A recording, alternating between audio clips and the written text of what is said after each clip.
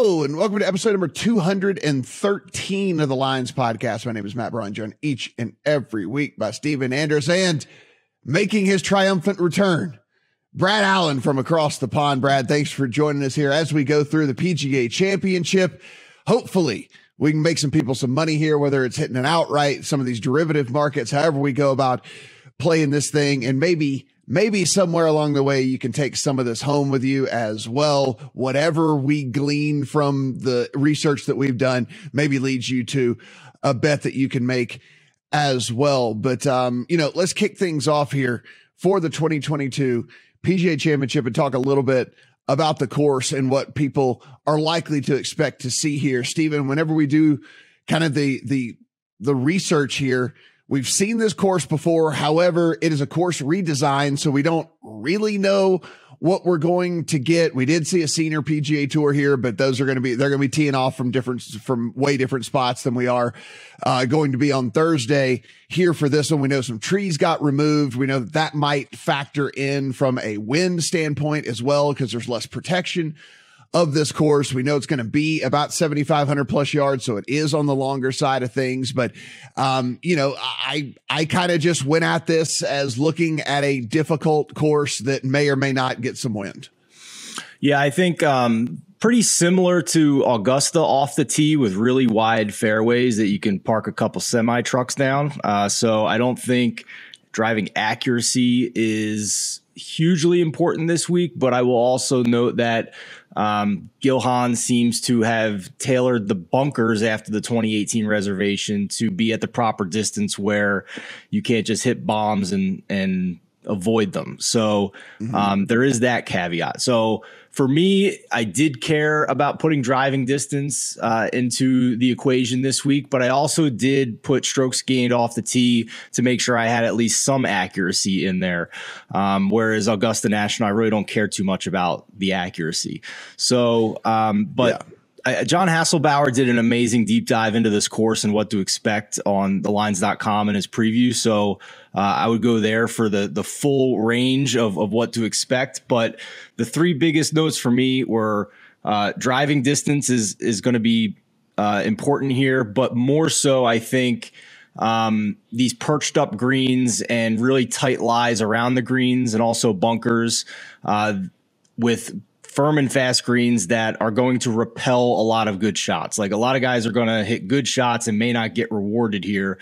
So I think like last year's PGA Championship on a coastal course that Phil Mickelson won, I think short game around the green, some combination of that, sand saves are going to be important on this course. We're looking at small greens here. We are looking at kind of tiered greens as well. So we're going to see some runoff. We're going to see some of these shots that start to trickle and trickle and trickle. And the next thing you know, you look up and the ball's rolled completely off of the green as well. It is a par 70 where we're only going to get 2 par 5s. So not as important as in, tournaments past as far as par 5 scoring as well. Water is in play on the majority of the holes out there. If some reports you say 14 of the 18, some say 15 of the 18. So there's going to be a lot of that. Brad, when you were taking a look at this course, what did you notice, and what did that then lead you towards when it was, a player skill set type thing? I would say looking at two main things. One is scrambling and strokes gain around the green. As you say, a load of bunkers, tiny greens, and like runoffs everywhere. So, if you're missing like a small spot, it sounds like you're going to have to scramble. So if everyone is missing greens, you want the best scramblers there. And then long irons was the other thing that I really weighed heavily. Like caddies who've been around here were saying, it doesn't matter too much. Well, it matters how long you're off the tee, but he said, all these players, whether it's a 4 iron or like a 6 iron in, it's still going to be a long iron in. So you really want to be good with your long irons and precise, because you're not necessarily going to be going after flags. And that's another way where it sounds like Augusta to me, where you've just got to hit a certain plateau on the green and take your 2-putt a lot of times. You can't just be flag hunting a lot of the time, like perhaps we saw last week. I went with kind of long irons, precise, and good scramblers as well. So when we take a look at the betting board here, guys, it is going to be a bunch of familiar names at the top. That shouldn't surprise anybody whenever we take a look at what it's going to cost you to win these things. So Scotty Scheffler's up at the top. He has started to take a bit more money here. You're finding him at 11 to 12. Really the best you're going to find on him is 12 to 1 at this point. Jon Rahm coming in 12, 13, 14-ish to 1. Rory McIlroy kind of in that same range, anywhere 12, 13, 14. There are some 16s out there on Rory McIlroy. Justin Thomas comes in that 16 to 18 range. Jordan Spieth kind of comes in that 16, 17-ish range. And then it gets to the 20 and longer with the Morikawa's, Cantlay's, Cam Smith's, Victor Hovland's, Xander Schauffele's, Hideki Matsuyama, Dustin Johnson's of the world here. So we are starting to see some of these names then get into that middle tier and gets even longer, where we're talking about guys who are perennially inside that top, 20, top 10 of the leaderboards week in, week out. But we are getting some pretty decent odds on them. You can find Will Zalatoris in the 35 to 40-ish range. And yes, Will Zalatoris, who's been as consistent a golfer as we've seen. You can get Joaquin Niemann as high as 55, Sam Burns as high as 50, Corey Connors as high as 65 out there. Daniel Berger at 60. Of course, he's dealing with some injuries. So you get my point here. The strongest field we have seen so far on the PGA Tour. Now, Stephen, one thing we should point out here, while it is 156 golfers that are going to be teeing it up, they do allow club pros to enter this. They do allow guys from around the world that play on weaker tours to enter this as well. By my kind of estimation here, of the 156, I kind of gave about 125 an actual real chance at this. And so I'm looking at this more as like an invitational than I am more that there's like 156 legit golfers that are going to be teeing it up this week. They also let old guys that have won in the past, they can enter, they can play. So you kind of just start to pick those guys out, especially from an outright standpoint, who aren't going to really have a chance to compete come Sunday. For sure. And, if you like a guy who's kind of way down on the outright odds and you start doing the math on how many legitimate golfers are actually in this tournament, you might wind up liking that guy to make the cut or finish top 40. You might get a really nice plus number on a guy like that in those two markets, considering that it really isn't a true 150 PGA Tour style field. So that's one thing I looked at. We'll talk a little bit more about that later. Some long shots I like in these top 40 markets, and wouldn't be against playing them to make the cut either. But you mentioned Scotty Scheffler at the top of the board. That was the first decision I had to make, because of the guys at the top of the board, Scotty Scheffler is the guy I needed to, figure out if I wanted to include him on the card, use up a ton of the units I like to do. I usually do 4 units for a major as opposed to 3 for a regular event, just because I love the majors. So you could get Scotty Scheffler 12 to 1 at most books. There's a promo out there at DK where you can actually get him at 15 to 1. It's only a $50 max bet, but 15 to 1. So it would be like a plus 15 unit win if he wins. And I had to decide between him or Xander Schauffele at 31 to 1, both top 5 in my model across the board. Not really any red flags, but potentially getting double the payout on Schauffele. And I decided to just not pick Scotty Scheffler this week. And it's what I am most terrified about in this tournament. He loves this course. He's played it a lot. He went out and shot 6 under in his practice round here shortly after the Masters. He knows the course very well, more so than most of the players in this field. And he is on a run like Tiger Woods, where he's won 4 of his past 8 events. So I am terrified. I am not feeling particularly comfortable about it, but there were some guys in the 30 to 1 or longer range that I felt really good about, felt like they had really clean profiles, and just tried to take some numbers and some value there. Brad, let's start at the top of the board for you. Where did you kind of start your card here in some of these shorter guys? And are there any guys that it was just a complete fade here at the top as well? Because I always do like to talk about these guys at the shorter end, because those are going to draw the most public bets. Those are going to be the guys that people are drawn to. And if there's somebody that you're definitely, fading in this tournament, I would certainly like to know why. I will say I did find it quite hard to rule anyone out at the top of the field. They've all got decent claims as far as I found. I will say Scheffler is probably the one near the top that I was most keen on, but he's got the bad end of the draw. You were talking earlier about they've kind of opened this course up with cutting down some of the trees, and there is forecast wind, and it looks to me like you want to be out early Thursday and then obviously late Friday. So that helped me just chop down half the field from there, because it does look like you could get 25 mile an hour winds basically on the opposite sides of those draws. So that kind of let me rule out Scheffler for now. If he makes the cut and he's sort of T20 or something, then maybe I might get a 40 to 1 on him then, and I definitely will be interesting, because as Stephen said, he loves this course. His caddy said he shot an easy 64 around here last week, and I think he's second in the field in strokes gained around the green this year. Like he's got everything you need. Obviously, he just won Augusta, which I think is probably the biggest corollary course going. So yeah, I will be looking to add Scheffler after that draw gets out of the way. I did start my card with another Augusta specialist, Will Zalatoris. Obviously, two trips to Augusta for Zalatoris. I think 2 top 5s. His best putting surface is probably these bent grass greens, like we've seen at Augusta. And then he's just got these long irons that we've also seen. And then the last thing I liked about Zalatoris, strokes gained total in majors since 2008. We've got Colin number 1, Brooks Koepka number 2, Will Zalatoris number 3. So he just has everything I'm looking for, basically. Augusta form, long irons, and form in the majors. And as you say, 35, 40 to 1 you might get. And that just seemed a bit too big for me.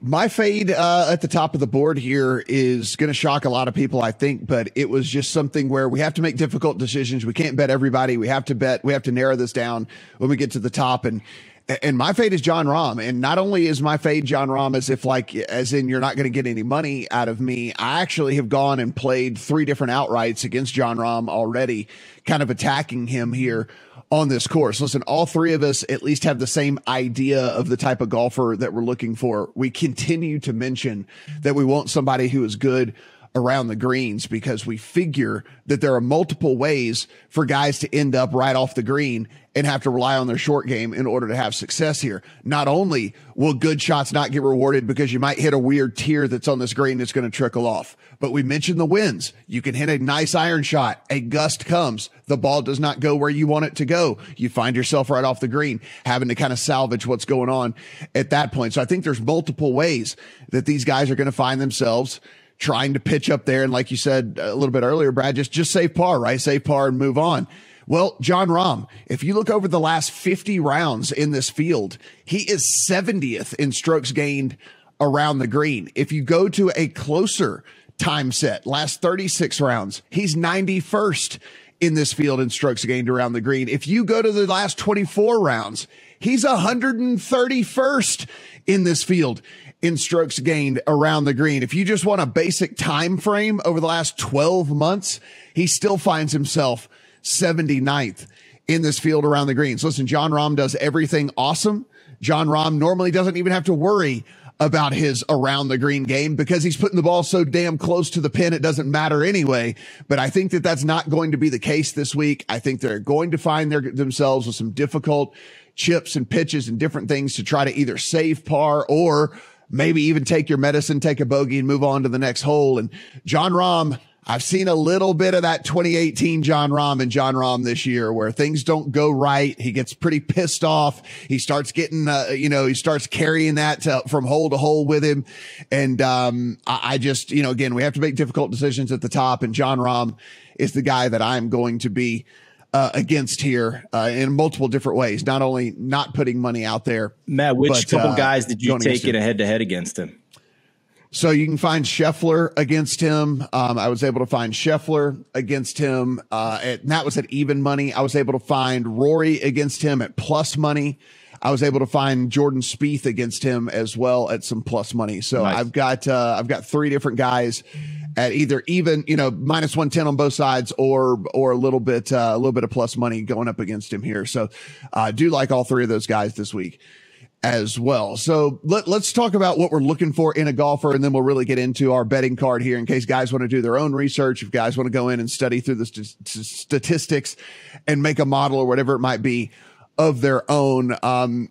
I'll start out here. Listen, I strokes gain tee to green because I just think a complete game. I very rarely use this in a model that I'm building, but I truly believe with everything that I've heard from everyone here, you're just going to need to have a complete overall game here. So strokes gain tee to green, strokes gain ball striking. So I kind of doubled up a little bit there because I do think that off the tee is going to be fairly important. Of course, we always like approach, and so ball striking be the combination of off the tee and approach. Driving distance, but smallish, only 10% into driving distance, just because mainly I wanted a comparative figure out there for the guys that were longer. If it was some sort of tiebreaker, I at least wanted to be able to see which guy might be a little bit longer from a driving standpoint.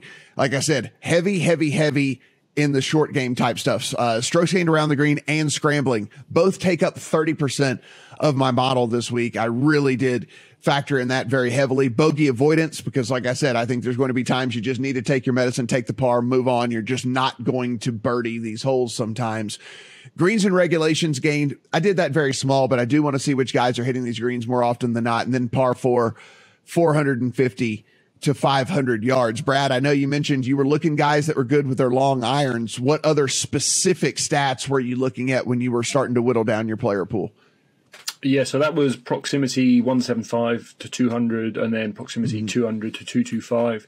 And then it was the scrambling, strokes gained around the green. All that kind of stuff. Yeah. Stephen, what stats did you end up on specifically for this one?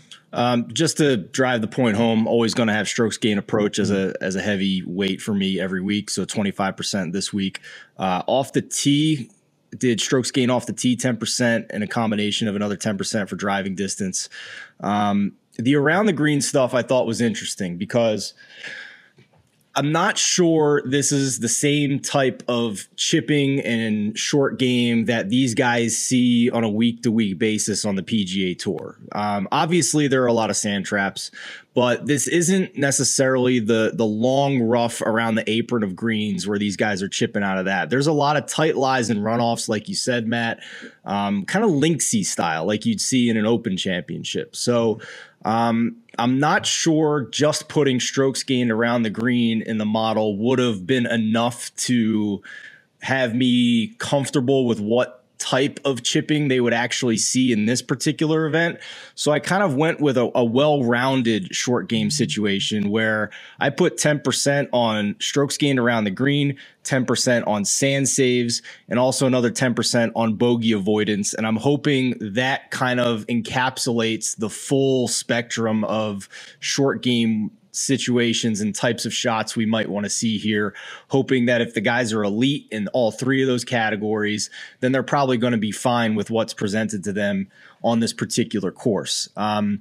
So on top of that, just a little bit of par 5 from 600 to 650.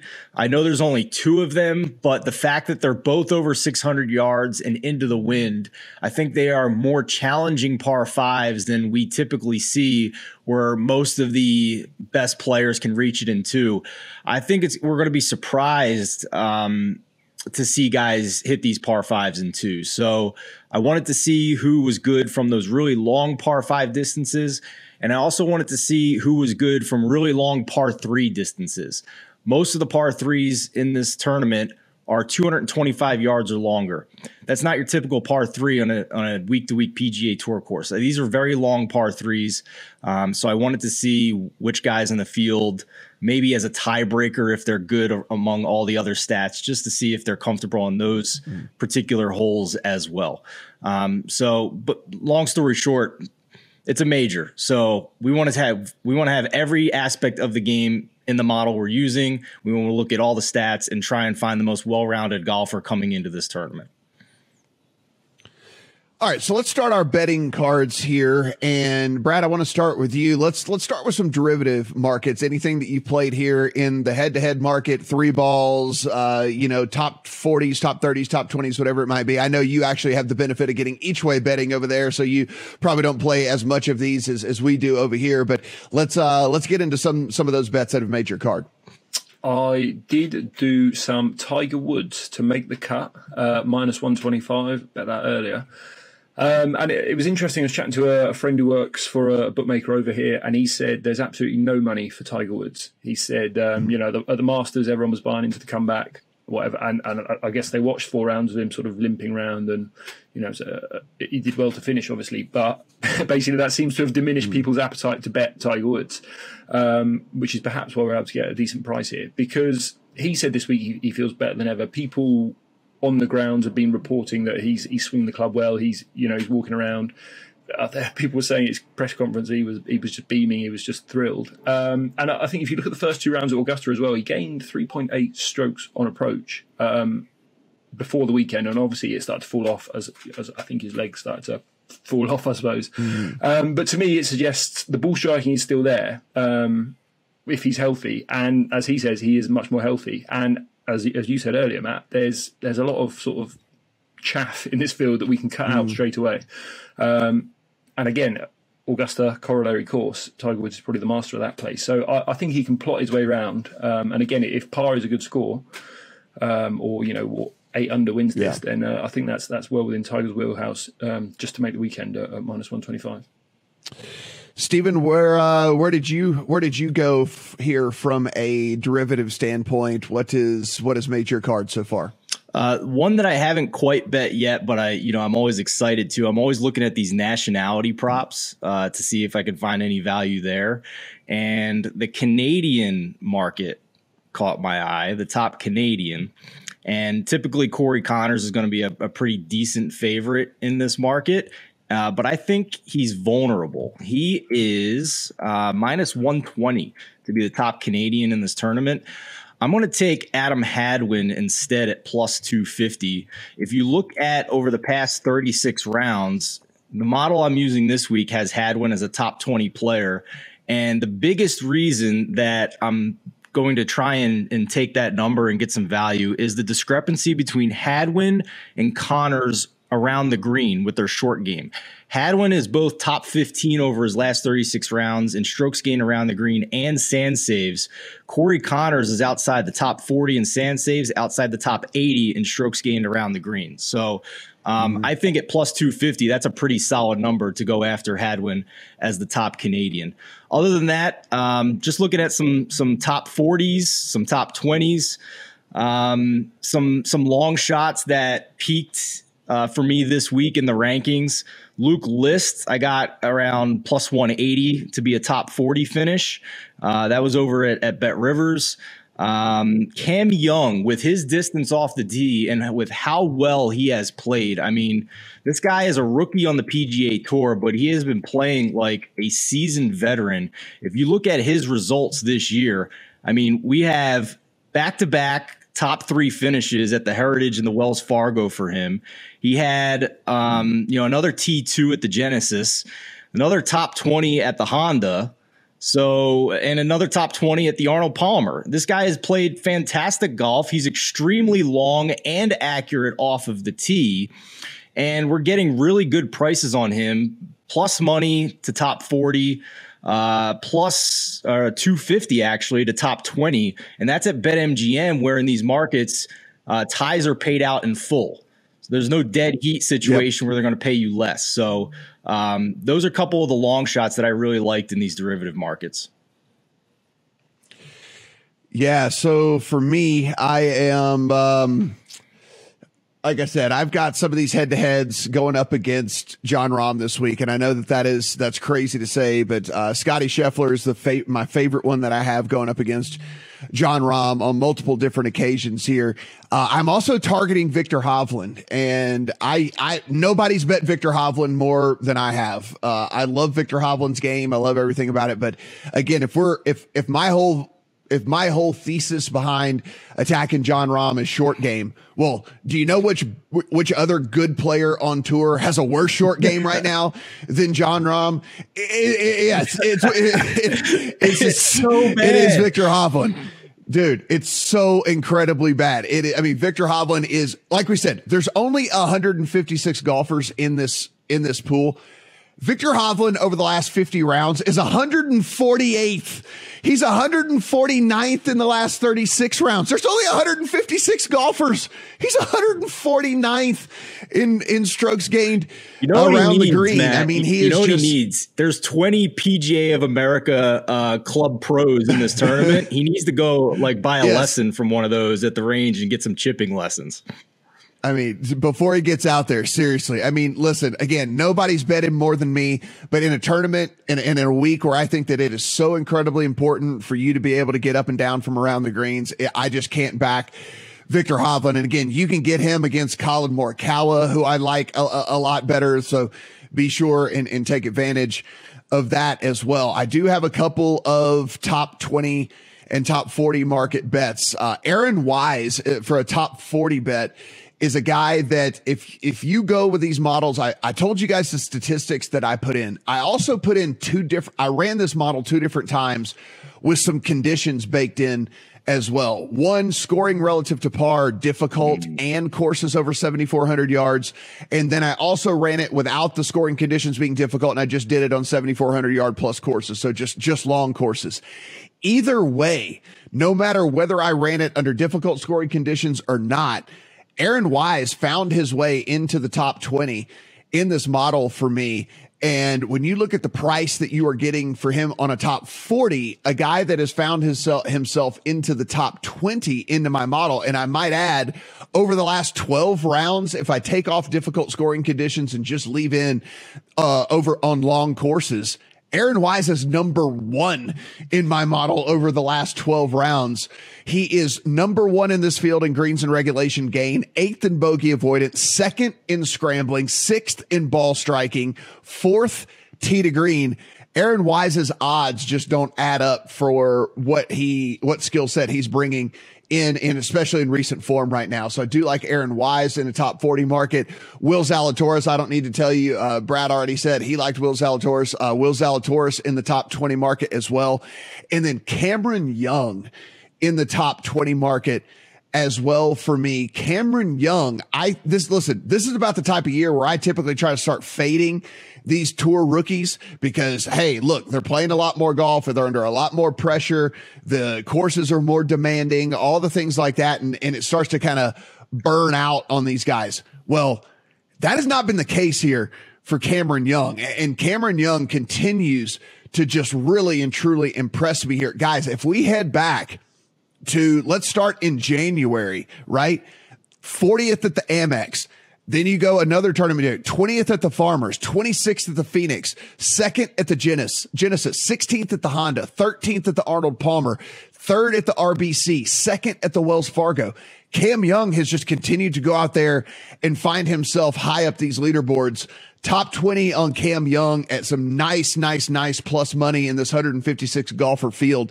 And I actually think he has an outside chance to compete come Sunday as well if everything starts to really go right for him. So Cam Young, another guy that I've played here in the derivative market. Brad, let us get your outright picks, my friend. Where are the people? Who is going to be hoisting the trophy come Sunday? Well, so as I say, the highest I've backed is Zalatoris. I'll give you 2 other outrights that I've bet and I've still liked. They're both out early Thursday to try and avoid the worst of that wind, and they're both elite scramblers, basically. So first is Alex Noren, the Swede. So he's one of the best in the field on putting on bent grass, so we like that from the start. He's also in the top 7th percentile in this field in strokes gained around the green. Then there's this note here from the Fantasy Grind on Twitter that Noren he's gained strokes off the tee in 4 of his last 5 games, 4 of his last 5 tournaments, sorry. And he's played historically well on these kind of long testing major style courses. So you can probably get 125 to 1. You might get 150 to 1 if you shop around on Alex Noren, and especially in the wind as well. Generally I favour the Europeans in those conditions because of all the links experience.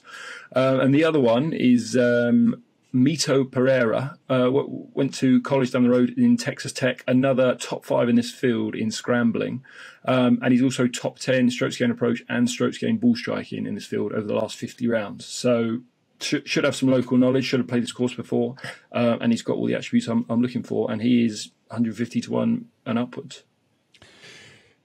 All right, Stephen, who has made your outright card? Where are people going to find some value here if they want to, start building a portfolio? I do just want to add on Cameron Young and Aaron Wise, two names that you mentioned. Cameron Young was 110 to 1 last week. I got him at 100. He's taken a lot of public and sharp money. So you're not alone on that. Even at public books, he's down to 66. I think there's a very sharp offshore book where he's down into the 50s. So the steam is real on Cameron Young. And you mentioned Aaron Wise. Our director, Brett Colson, saw the same thing where his profile gets even better in difficult conditions. And Brett posted in our Discord that he's bet Aaron Wise to top 10 at plus 1,600 at DraftKings. So really solid top 10 number there for Aaron Wise if these metrics hold up for him. All right, for me, for my outrights, like I said, I ultimately decided to try and beat these guys that are shorter than 20 to 1 because I had some guys in the 30s and the 40s that were just as high as them after I ran all these numbers. So starting with Xander Schauffele, 31 to 1. I know he doesn't win these events. I know he only wins the Olympics and the WGCs with smaller fields and the friggin' Zurich Classic when he's playing in pairs. But this is still a guy who has top 10'd in more than half of his major appearances since 2018. He should be near the top of the leaderboard. And at 31 to 1, I thought that number just went a little bit too far. And it coincided with him being top 3 this week, really with a profile just as strong as Justin Thomas for this, who was my number 1 guy across the board here over the last 50 and the last 36 rounds. So at double the price as that top tier, then I decided it was too rich for me to not bet Xander Schauffele. The other is a guy who had a number that DraftKings posted, I honestly think just incorrectly, and I pounced on it and the number is gone. So it's not going to be too much help, but DraftKings posted a 35 to 1 on Cameron Smith, I think on Saturday or Sunday. And he's 18 to 1 now at DraftKings. So that got bet big time. The best number available now on Cam Smith is 22 to 1, which I think is the appropriate number. But, just a wizard on and around the greens. Really wide fairways should help him with his struggles in strokes gained off the tee. Obviously, we saw at Augusta, it was 2 guys in the final round, right? With 3 holes into the final round, it was Cam Smith and Scotty Scheffler, and obviously really wide fairways helped Cameron Smith at Augusta stay in contention there. So it's just a wrong number for me, but I still think he is worthy of his new odds, if that makes any sense. And the last guy I thought was maybe the best value on the board this week, I bet Hideki Matsuyama at 40 to 1. There was a book that initially posted him at 55 to 1. And the market has completely rejected those prices as well. The best number available now on Matsuyama is 25 to 1. I think you could argue that he should be ahead of guys like Xander Schauffele and Victor Hovland and Patrick Cantlay, who hasn't done anything in majors for the most part. So you could argue there's still a little bit of value left in that number, but I think they were just way off on giving us a number that was maybe more in line with an injured Hideki Matsuyama from the past couple of months. But last week he showed he's fully healthy. I think he fits this course really well. He hits long clubs, maybe better than anybody in the world right now, including Woods. And I think that his putter has vastly improved from the Hideki of old that we always criticized before he won the Masters. So, and he's also really good around the green with his chipping. He's top 10 in this field in sand saves. He is top 10 in bogey avoidance. So I thought of all the players on the board, Hideki Matsuyama was maybe the best value coming into this tournament. Only other guys I'll mention, I did bet Cam Young at 100 to 1. I do have Gary Woodland at 80 to 1, who's kind of top 20 in the model, had some course history here at Southern Hills. And lastly, I did find a little each way bet going with, I was a little jealous of Brad, but we had a couple books here in the U.S. Unibet and Bet Rivers does offer each way bets. So got Luke List, who is going to burn me again, I'm sure. Was on him constantly and then somehow wasn't on him when he won the Farmers, and 250 to 1 at Unibet and Bet Rivers. each way bet paying 7 places when his outright number at the other books was more like 100 or 150 to 1. So somehow he's top 5 in the model for me this week. So I thought an each way bet for some lunch money was a fun play there. Guys, you've heard us talk about these starting times, and we think that at least, again, none of us professional weathermen, but we think that the Thursday morning wave is going to have a better go at it than the Thursday afternoon wave. So just some of those guys that are, let's call it 9 a.m. local or earlier, just in case you want some names that, you may have heard us bet on sometimes over the course of this podcast. Chris Kirk goes off at 7:22. Local time. Mito Pereira, who Brad is on, goes off at 7:33 local time over there. You do have Cameron Davis, Matt Kuchar going off at 7:55, Stuart Sink at 8:06. You've got Abraham Answer going off at kind of 8:17-ish, something like that. And then you have Sebastian Munoz, the king of first round leader bets, is going off at 9 a.m. local. Those are all going off the 1T. If we go off the 10T, local over there, a guy that I'm on, Robert McIntyre. You just heard Brad talk about Alex Noren. They're both going off at 7:05 a.m. local off the 10.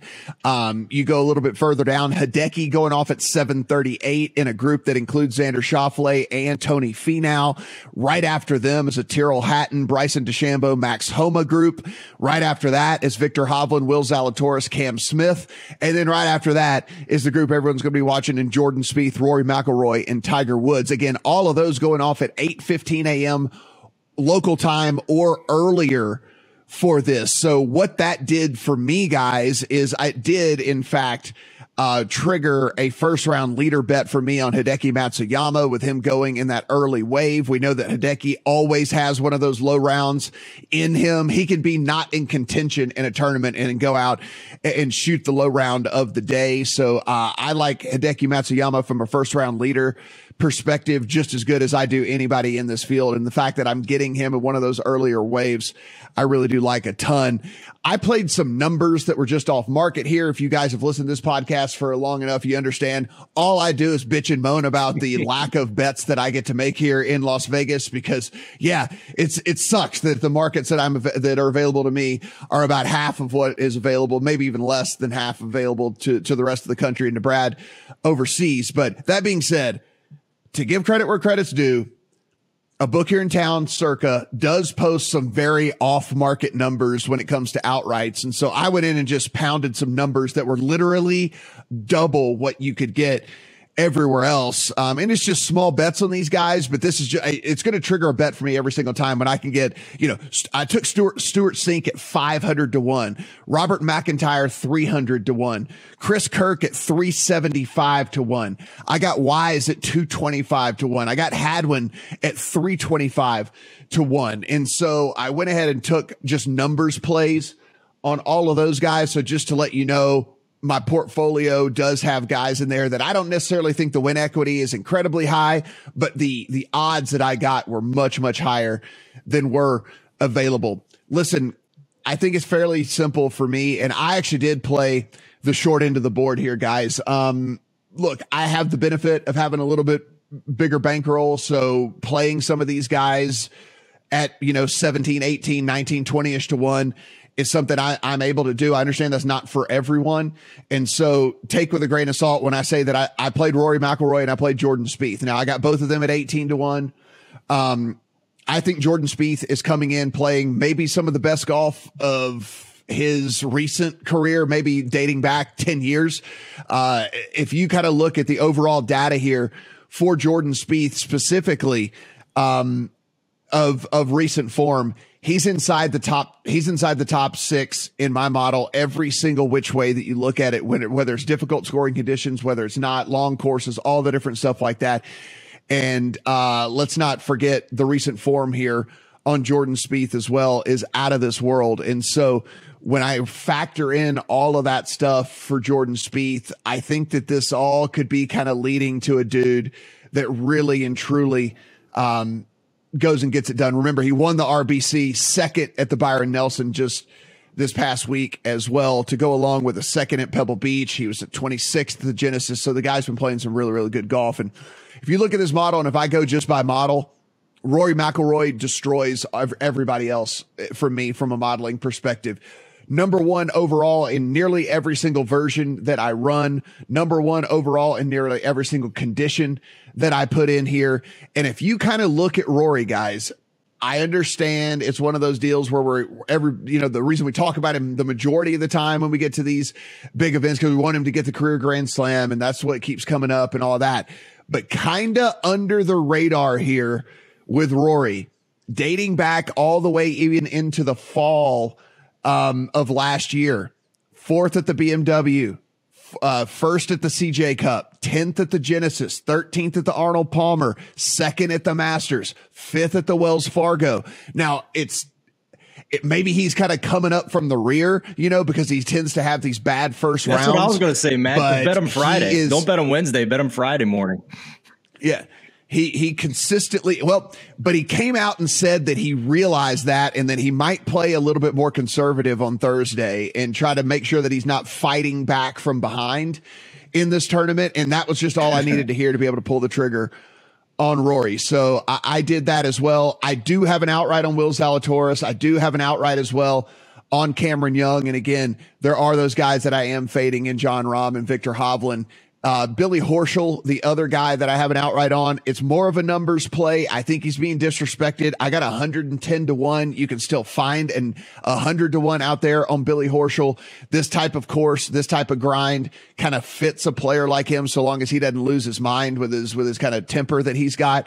So I do have one on Billy Horschel as well. Brad, before I let you go here, you didn't play any of these guys at the top. Let's say I'm going to hand you 500 American dollars that you can bet and use as well, like however you want to, but you had to use it. Let me say you had to use it on somebody 25 or shorter.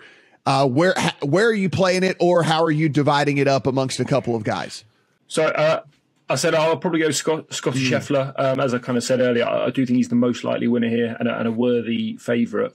I do wanted to add quickly two injury things. One on Hideki Matsuyama. When he pulled out in that first round a couple of tournaments back, it was his Hideki tracker on Twitter who basically said, I'm not sure he's going to play. And that did come to fruition. And he tweeted today, hate to bring bad news, but I'm hearing Hideki's having more neck problems this week, apparently unrelated to his previous injury. So hopefully nothing too bad, but I guess we'll see.